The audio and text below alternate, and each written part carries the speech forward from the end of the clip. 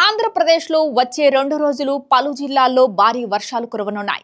బంగాళాఖాతంలో అల్పపీడనం బలపడడంతో పాటుగా రాష్ట్రంలోకి ప్రవేశించిన నైరుతి రుతుపవనాలు రాష్ట్రమంతటా విస్తరించాయి. ఆంధ్రప్రదేశ్లోకి సోమవారం రోజున ప్రవేశించిన నైరుతి రుతుపవనాలు బుధవారం నాటికి రాష్ట్రమంతటా విస్తరించినట్లు ఏపీ విపత్తుల నిర్వహణ సంస్థ తెలిపింది. దీని ప్రభావంతో వచ్చే 2 రోజులు కోస్తాంధ్రలో భారీ వర్షాలు కురిసే అవకాశం ఉందని ఏపీ విపత్తుల నిర్వహణ సంస్థ ఎన్డీ రోణంకి కూర్మనాథ్ తెలిపారు.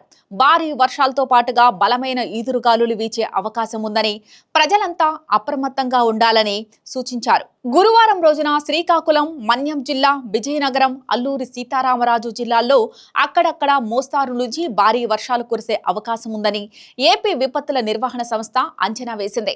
అలాగే ఏలూరు, ఎన్టీఆర్ జిల్లా, పల్నాడు జిల్లా, ప్రకాశం, నెల్లూరు, నంద్యాల, కర్నూలు, అనంతపురం జిల్లాలతో పాటుగా వైఎస్ఆర్ కడప, శ్రీ సత్యసాయి జిల్లాల్లో అక్కడక్కడ మోస్తారు వర్షాలు కురిసే అవకాశం ఉందని తెలిపింది. మిగతా జిల్లాల్లో తేలికపాటి వర్షాలు కురిసే అవకాశం ఉందని ఏపీ విపత్తుల నిర్వహణ సంస్థ ఎన్డీ రోణంకి కూర్మనాథ్ వెల్లడించారు. ఎగువ రాష్ట్రాల్లో కురుస్తున్న వర్షాల నేపథ్యంలో ఆకస్మిక వరదలకు అవకాశం ఉందని, గోదావరి, నాగావళి, వంశధార నది పరివాహక ప్రాంతంలో ఉండే లోతట్టు ప్రాంత వాసులు అప్రమత్తంగా ఉండాలని సూచించారు. మరోవైపు బంగాళాఖాతంలో ఏర్పడిన అల్పపీడనం ఉత్తర దిశగా కదులుతోంది.